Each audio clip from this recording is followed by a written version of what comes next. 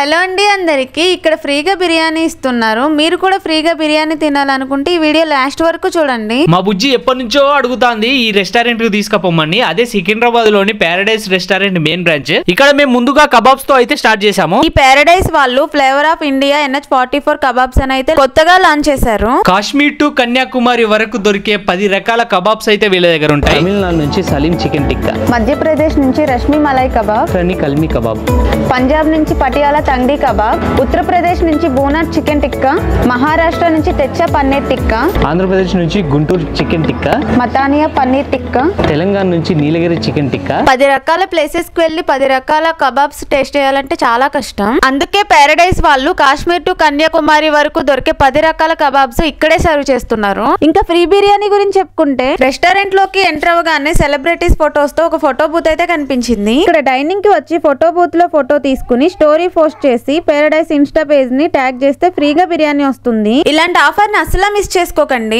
అలాగే ఫ్రీ బిర్యానీని మర్చిపోకండి.